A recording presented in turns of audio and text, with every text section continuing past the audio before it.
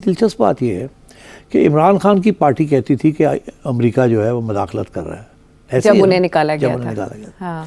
आज पीढ़ी ये गवर्नमेंट कह रही है कि ये मुदाखलत है, मुदाखलत और वो कह रहे नहीं है, और वो कह रहे नहीं इसलिए मैं हमेशा तज्जिये के अंदर ये चीज़ें अपने जहन में रखता हूँ। हाँ। कि ये हकीकत क्या है और फसाना क्या है। हाँ, फसाना क्या है। तो इसलिए आसान हो जाता है बताना कि आगे क्या होगा। अगर आप सियासतदानों को जानते हैं ना, और रियासत के दरमियान जिस तरीके से तल्लकात बनाए जाते हैं या बिगड़ते हैं, तो वो पता होना चाहिए आपको कि ये चीज़ के साथ बिगड़ सकते हैं, और अगर बिगड़ने जा रही है तो इसको इस तरीके से ठीक किया जाए। तो डार साहब ने और आसिफ साहब ने अपनी भड़ास निकाल ली, पब्लिक को खुश कर दिया। हाँ। ऐसी दी तैसी दी, ठीक है जी। हाँ। वो ठीक है, ऐसी गरीब ऐसी भीख मांग रहे हैं मगर ऐसा दिया ऐसी तैसी, वो तो जाके बकरी हो गए। अफसोस हुआ कि आपने ऐसी बात क्यों की। इसलिए फिर डोनाल्ड ब्लूम साहब को भी चाय कॉफ़ी पिला के तो समझाया कि नथिंग टू वरी अबाउट, हमने तो कोई ऐसी बात नहीं होगी, बस थोड़ी सी बात हो जाएगी, आप कोई इसमें नथिंग टू टेक सीरियसली। इसका जवाब भी कार्रवाई भी आपको करने की ज़रूरत नहीं है, ऐसा ना हो तो फिर कोई एक और करारदाद आ जाए। ठीक है ना, तो वो भी रोक दिया कि आप बस हम हल्का सा जवाब देंगे। ये उसी किस्म की सिचुएशन है जब इमरान खान साहब कह रहे थे कागज़ हिला के, साइफर हिला के कि इन्होंने मेरी रेजीम चेंज की है। जी। और इन्होंने फिर खान साहब ने खुद ही एक demarche, instead of throwing the ambassador out and diplomatic relations ख़त्म करना, ठीक, इन्होंने सिर्फ एक डिमार्श क्या होती है, एक प्रोटेस्ट, हल्की सी प्रोटेस्ट, चूंजे नहीं प्रोटेस्ट। तो ये उसी किस्म की चीज़ है, nothing to be taken seriously. Chinese ambassador को बुलाया था, डोनाल्ड ब्लूम का तो बता दिया ना मैंने। जी बता दिया।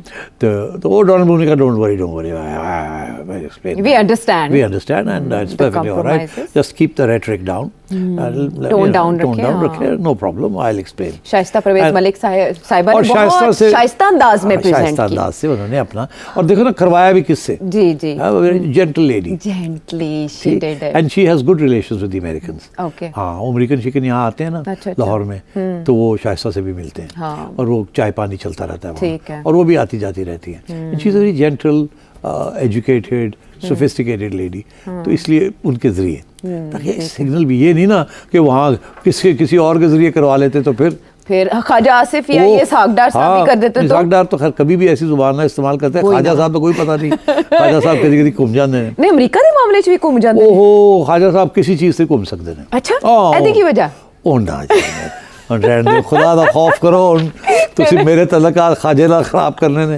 वो है भी सियालकोट दा खाजा। आजकल ते आम खा रहे ने। हाँ, वो आम भी खाते रहने चाहिए, साढ़े को दूर ही रहना चाहिए। शुक्र करो हम खाने पे ना गन्ने नहीं चूकते पे। मैं ना चाहती हूँ कि ये बात यहीं तक रहे। कम से कम अब मैं बता रहा था कि चाइनीज के साथ क्या बात है। ब्रेक पर जाने से पहले बता दें। चाइनीज के साथ ये हुआ कि चाइनीज एम्बेसडर को बुलाया, दो बातें। एक तो ये ना समझा जाए कि सिर्फ अमेरिकनों के साथ बात हुई है, ऐसे लगेगा कि मास्टर स्लेव रिलेशनशिप। हाँ, अमेरिका ने फोन किया होगा, साजिश कंस्पिरेसी थ्योरी शुरू हो जानी थी ना। अमेरिका ने फोन कर तेरी पे आ जाओ, ठीक। तो सोचा उधर उन्होंने बुला लिए, उन्होंने जरा थोड़ा जहा ठंडा कर दिए, और दस तो ये कि फिक्र की कोई गल नहीं है, असी बकरी है बकरी रवांगे।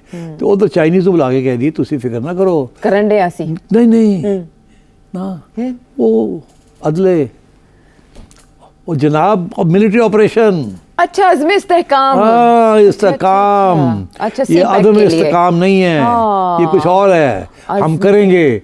हम जो थोड़ा बहुत पीछे हट रहे हैं ना इस वक्त, क्योंकि अटैक आ रही है मौलाना से, ऑपोजिशन से, तो आप फिक्र ना करें, हम जो आपसे वादा किया है वो पूरा करेंगे for the sake of CPEC. हाँ, तो उनको उधर ये एश्योरेंस दिए, इनको इधर ये एश्योरेंस दिए, सिग्नल किया आपको और मुझे कि हमने तो दोनों का इक्वल ट्रीट किया। उनसे भी मुलाकात होगी, उनसे भी मुलाकात होगी। Smart, for different reason, very smart. लेकिन कितना कुछ करना पड़ता है ना आपने जब दोनों साइड, तो this is what it was about, लेकर चलना हो साथ। चलें ठीक है। भी कुछ बहुत से अहम सवालात, एक डिबेट जो वक्त से पहले हुई, क्यों हुई, उसके असरात क्या हो सकते हैं, मैनी मोर, ब्रेक के बाद।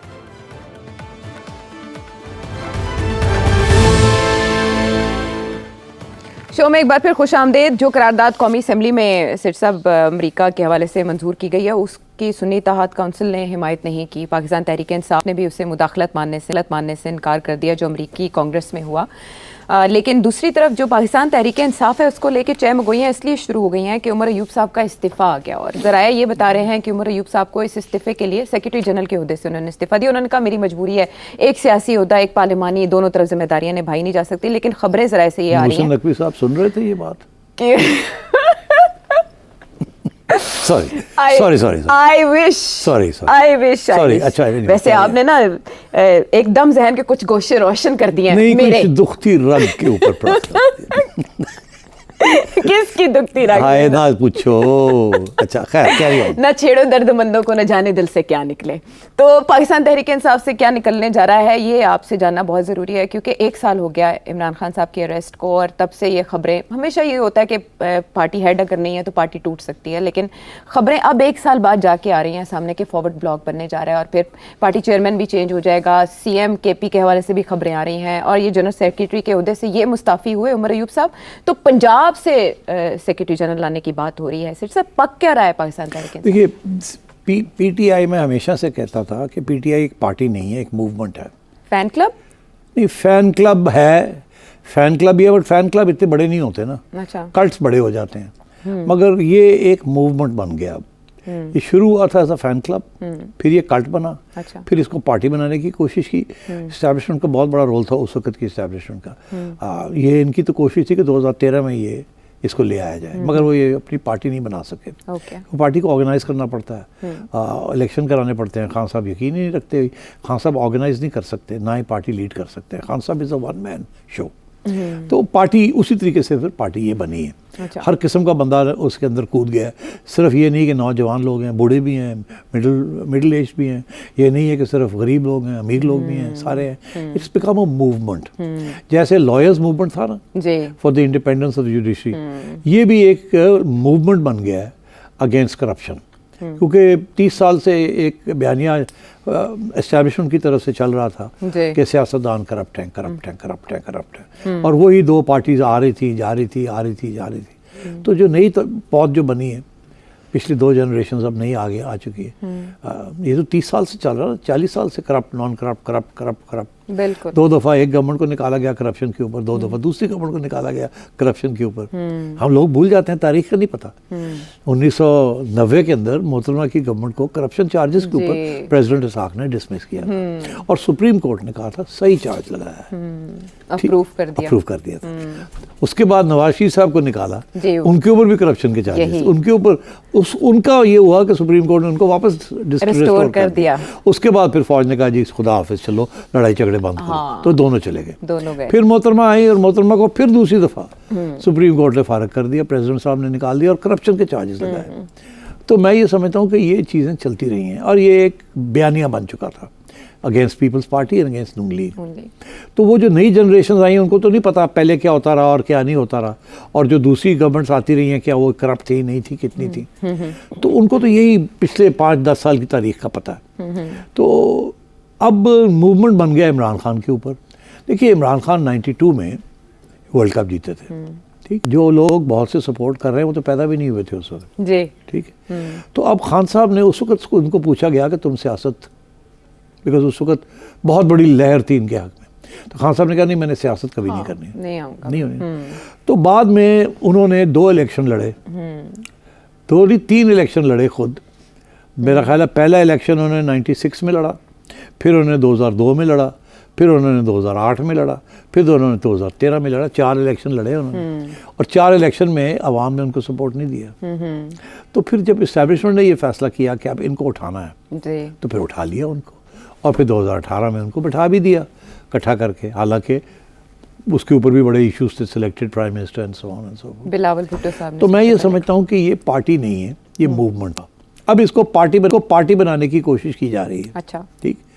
अब उसमें प्रॉब्लम्स आ रहे हैं क्योंकि जो लोग पार्टी बनाना चाहते हैं इसको, वो ऑर्गेनाइजेशन भी होती है पार्टी के अंदर। खान साहब is a one man show. अब वो जेल में बैठे हुए हैं, वहाँ कुछ मुलाकात भी बड़ी लिमिटेड है, रिस्ट्रिक्टेड है। उनको क्या खबर मिलती है क्या नहीं मिलती, कौन देता है कौन नहीं देता, कौन कान में बात करता है, कौन आखिरी बंदा है जिसने बात की है। और वैसे भी खान साहब बड़े कान के कच्चे ने, ये लोग बताते हैं हमें कि कान के बड़े कच्चे हैं। मैं भी जानता हूँ थोड़ा बहुत उनको, तो वो बहुत जल्दी इंप्रेस हो जाते हैं, या नफरत करना शुरू कर देते हैं या तारीफ़ें करनी शुरू कर देते हैं। तो मैं समझता हूँ कि खान साहब को खुद नहीं पता कि मैंने पार्टी कैसे बनानी है। इसीलिए ये हाल है पार्टी का कि कुछ लोगों को उनकी ज़रूरत है, खान साहब को ज़रूरत है लॉयर्स की। अच्छा, ठीक, लॉयर्स को उन्होंने अब ओहदे भी दे दिए हैं। हाँ, ऐसे ही है ना जी। तो उधर से जो जज्बाती लोग हैं, जो कि खान साहब को आइडियोलॉजिकल रीजंस के लिए, मिडिल क्लास के लोग हैं या और लोग हैं जो इन्होंने ज्वाइन किया है, उनकी अहमियत उनको नहीं मिल रही। पुराने लोग हैं वो, पुराने लोग पुराने स्टाइल से काम करते हैं। अच्छा, वो इस्टेब्लिशमेंट से लड़ाई झगड़ा नहीं लेना चाहते। ये वही लोग हैं जो खान साहब को उस वक्त भी कहते थे कि आप लड़ाई इस्टेब्लिशमेंट से लड़ाई झगड़ा ना लें, अपना काम करें लेकिन ना झगड़ा करें। तो वही अभी भी कश्मकश उसी किस्म की चल रही है पार्टी के अंदर। अच्छा, जो पुराना गार्ड है वो कहता है कि लड़ाई झगड़े की ज़रूरत नहीं है, जैसे ऑपोजिशन ने किया है हमें भी वही करना चाहिए। क्यों, हमने ऐसे ही किया था ना 2018 में, 2013 से 2000 यही कर रहे थे ना हम, धरने कर रहे थे, ये कर रहे थे, इशारे होते थे तो करते थे। तो हमें वही रास्ता इख्तियार करना चाहिए। तो वो भी, ये नवाज शरीफ कितनी दफ़ा निकला फिर वापस आ जाता है, हाँ। ये करके पीपल्स पार्टी कितनी दफ़ा निकली है फिर ये करके आ जाता है। तो यार सानू भी उन्होंने करना चाहिए, because there is no other way. और जो नई जनरेशन है वो अब आइडियोलॉजिकल हो चुके हैं, वो उनको पता ही नहीं तारीख इस मुल्क की क्या है क्या नहीं है। और तो इसलिए आयशा इस सिचुएशन ये बनी हुई है कि रिफ्ट्स हैं। और जो नई जनरेशन है या जो आइडियोलॉजिकल लोग हैं ज़्यादा, वो ये कहते हैं कि लड़ाई झगड़े करें और धरने करें और निकले बाहर और कर दें वो कर दें, एक दफ़ा में ना नहीं दूसरी दफ़ा भी करें। और जो पुराने वाले लोग हैं वो कहते हैं कि बातचीत करो, और उधर बात होती है किससे बात करें, वो कहते हैं जो रियल पावर है उससे करें। एक दिन खान साहब कहते हैं मैं तो रियल पावर से बात कर लूँगा, फिर दूसरे दिन कहते हैं कि नहीं उनसे तो बात ही नहीं हो सकती, वो होते कौन है। तो ये चीज़ें चल रही हैं। मैं समझता हूँ ये ऐसे ही चलेगा। Now here is my prediction, okay, कोई इस्तीफे नहीं होंगे, इस्तीफे नहीं आएंगे, नहीं आएंगे, फॉरवर्ड ब्लॉक बन रहा है, कोई नहीं इस्तीफे आएंगे। अच्छा, ये ऐसे ही चलेगा। मरवत साहब को 3/4 ऑफ पीटीआई कहती है ये आईएसआई के एजेंट है, ठीक है। मरवत साहब को जिसे कहते हैं ना कि वाटर ऑफ हिज बैक, अंग्रेज़ी का मुहावरा है कि एक बतख है जैसे पानी उसके पीठ से कब से निकल जाता है, उसको डुबाता नहीं। वो मरवत साहब का भी यही हाल है। इस किस्म के इल्ज़ाम लगाएंगे इधर से उड़ गए, कोई फ़र्क नहीं। गंडापुर साहब का भी यही हाल है, ठीक है।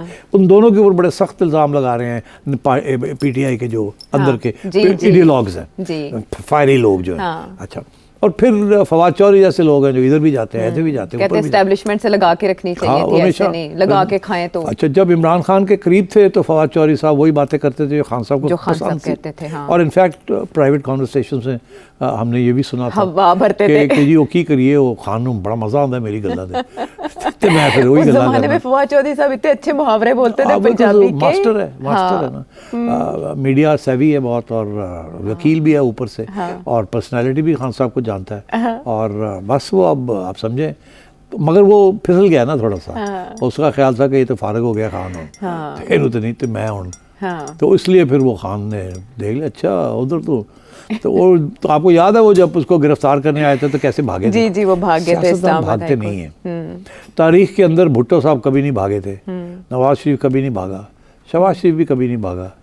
इमरान खान साहब को जब गिरफ्तार करने आए थे एक ज़माने में तो आप पे कहने मैं तो दीवार टप के दौड़ गया।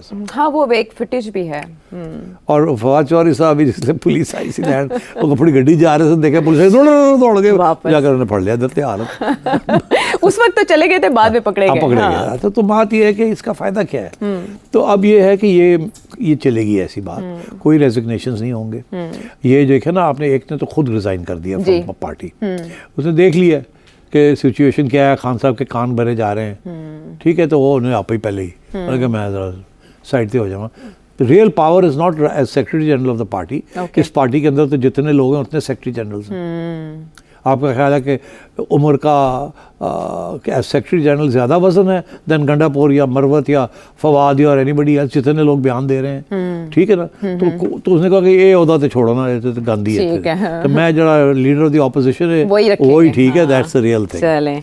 तो इसलिए to my prediction is that nothing is gonna happen. ये बातें चलेंगी, ये ऐसे ही चलते रहेंगी। ऑर्गेनाइजेशन के हवाले से जो मसाइल है उनका सामना इंसाफ को करना पड़ेगा, लेकिन इस्तीफा नहीं आएगा इन शॉर्ट। वापस आते हैं ब्रेक के बाद।